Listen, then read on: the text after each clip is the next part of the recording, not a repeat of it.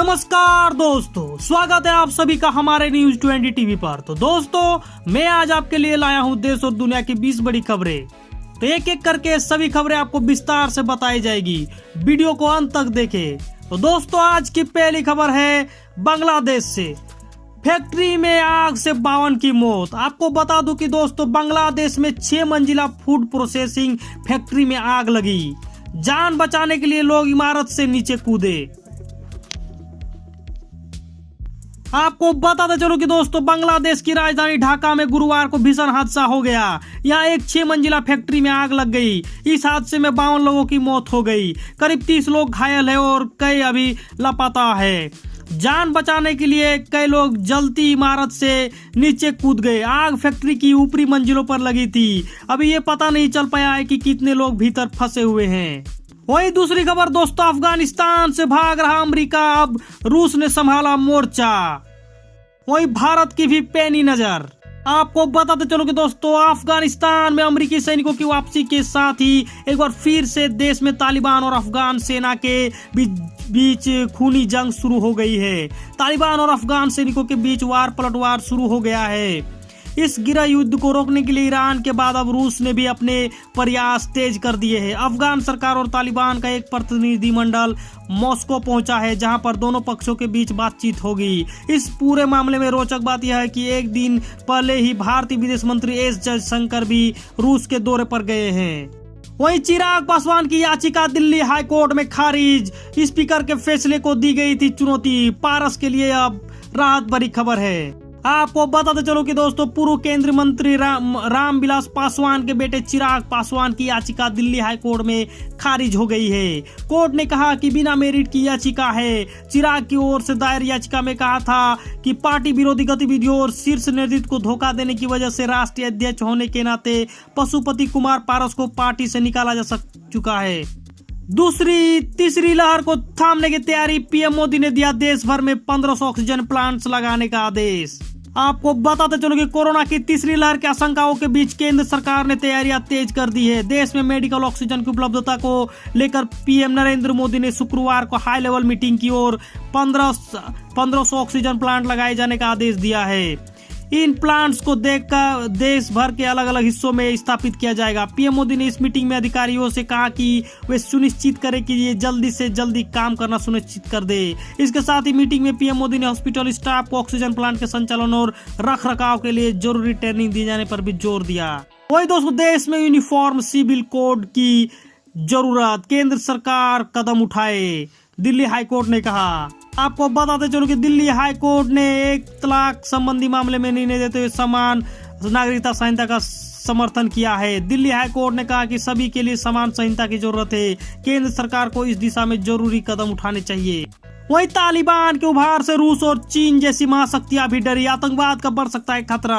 आपको बताते चलो कि अफगानिस्तान में तालिबान के बढ़ते वर्चस्व ने रूस और चीन जैसी महाशक्तियों के माथे पर भी बल डाल दिया है। गौरतलब है कि अमेरिकी राष्ट्रपति जो बाइडेन द्वारा अमेरिकी फौजों के अफगानिस्तान से वापस बुलाने के बाद ज्यादातर हिस्सों में तालिबान की पकड़ बढ़ती जा रही है। इन देशों को इस बात की चिंता सताने लगी है कि तालिबान के उभार से आतंकवाद का खतरा बढ़ सकता है।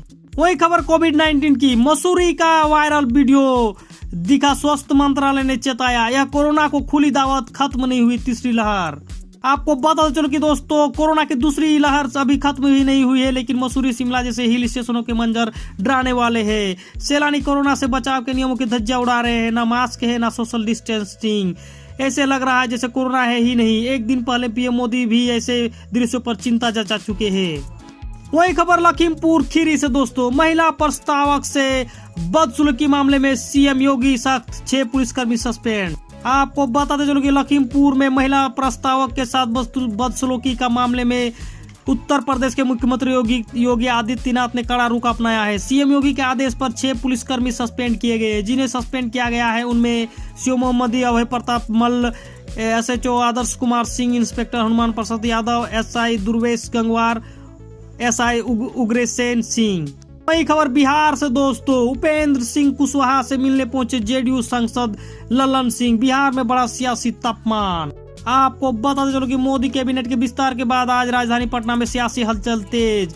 पटना में जेडीयू सांसद ललन सिंह पार्टी के संसद बोर्ड के अध्यक्ष उपेंद्र कुशवाहा से मिलने उनके आवास पर पहुंचे। यहां पर दोनों नेताओं के बीच करीब 1 घंटे तक बंद कमरे में मुलाकात हुई। यह मुलाकात राजनीतिक मायने में बताया जा रहा है। वहीं यूपी चुनाव से पहले मसूद गाजी की मजार पर ओवैसी ने चादर चढ़ा किया सजदा। योगी के मंत्री बोले यह राजभरों का अपमान। आपको पता चलो कि सुहेल देव भारतीय समाज पार्टी के अध्यक्ष ओम प्रकाश राजभर ने शुक्रवार को ऑल इंडिया मजलिस इत्तेहादुल मुस्लिमीन के प्रमुख असदुद्दीन ओवैसी से बहराइच में मुलाकात की। बताया गया कि दोनों नेता एक 5 सितारा होटल में मिले, जिसके बाद ओवैसी वे भारत में शासन करने वाले मोहम्मद गजनवी के भांजे सलार मसूद गाजी की मजार पर जियारत करने पहुंचे। अब ओपी राजभर की मौजूदगी में ओवैसी की इस हरकत को लेकर भाजपा ने हमला बोला है। वहीं अयोध्या में दर्दनाक हादसा, सरयू स्नान के दौरान एक ही परिवार के 12 लोग डूबे। आपको बताते चलो अयोध्या में बेहद दर्दनाक हादसा हो गया है। गुप्तार घाट पर सरयू में स्नान करते समय एक ही परिवार के 12 लोग डूब गए। स्थानीय पुलिस गोताखोर रेस्क्यू कर रहे। परिवार आगरा का बताया जा रहा है। ये पूरा परिवार अयोध्या धाम घूमने आया था। वही खबर राशिया से, चाइना से दुश्मनी पर विदेश मंत्री जयशंकर ने सुनाई खरी खरी। कहा गलवान के बाद बिगड़ते रिश्ते। आपको पता चलो कि भारत चीन के रिश्तों में बढ़ती दरार पर विदेश मंत्री एस जयशंकर ने पड़ोसी देश को खरी सुनाई। जयशंकर ने कहा कि गलवान वैली की घटना के बाद भारत और चीन के रिश्ते में कड़वाहट आ गई है। दोनों देशों के रिश्ते नींव हिल गए हैं। पिछले कई दशकों से चीन के साथ भारत के संबंध स्थिर थे। वही खबर, रीच पर अंतरिम दर्शन के लिए उमड़ा सैलाब, नड्डा ने दी श्रद्धांजलि। आपको बता दें कि वीरभद्र सिंह की रीच पर अंतिम दर्शन के लिए उमड़ा सैलाब। आपको बताते चलो कि भाजपा के राष्ट्रीय अध्यक्ष जगत प्रकाश नड्डा मुख्यमंत्री जयराम के साथ शिमला के ऐतिहासिक रिज मैदान पर शुक्रवार सुबह 10:57 पर पूर्व मुख्यमंत्री वीरभद्र सिंह के अंतिम दर्शन करने पहुंचे। नड्डा ने वीरभद्र सिंह के अंतिम दर्शन पर उन्हें प्रधानमंत्री नरेंद्र मोदी की ओर से भी श्रद्धा सुमन अर्पित किए। वही खबर यूपी चुनाव की दोस्तों, हाँ हमसे ना हो पाएगा लेकिन 2022 में बदलाव होगा, पप्पू यादव को अखिलेश यादव ने दिया जवाब। आपको बताते चलो कि ब्लॉक प्रमुख के चुनाव से पहले नामांकन के दौरान उत्तर प्रदेश में हुई हिंसा पर राजनीतिक बयानबाजी तेज हो चली है। मामले को लेकर समाजवादी पार्टी के प्रमुख और उत्तर प्रदेश के पूर्व मुख्यमंत्री अखिलेश यादव ने सूबे की योगी सरकार पर निशाना साधा है। उन्होंने कहा कि प्रदेश में स्पीकर विधायक कोई भी सुरक्षित नहीं है। भाजपा की सरकार को जनता ही सबक सिखाने का काम करेगी। जम्मू कश्मीर में घुसपैठ की कोशिश नाकाम, मुठभेड़ में 2 आतंकी ढेर, 2 जवान भी हुए शहीद। आपको बताते चलो कि दोस्तों जम्मू कश्मीर में आतंकियों के साथ झड़प की बड़ी खबर सामने आ रही है। सिक्योरिटी फोर्सेज के साथ मुठभेड़ में 2 पाकिस्तानी आतंकियों को ढेर कर दिया गया है। बताया जा रहा है कि मुठभेड़ के दौरान 2 जवान शहीद हो गए हैं। सेना के तर्जुमान ने जानकारी दी कि सिक्योरिटी फोर्सेज में LOC के पास 2 आतंकियों को मार गिराया। इस मुठभेड़ में 2 जवान शहीद हो गए हैं। इलाके में सर्च ऑपरेशन जारी है।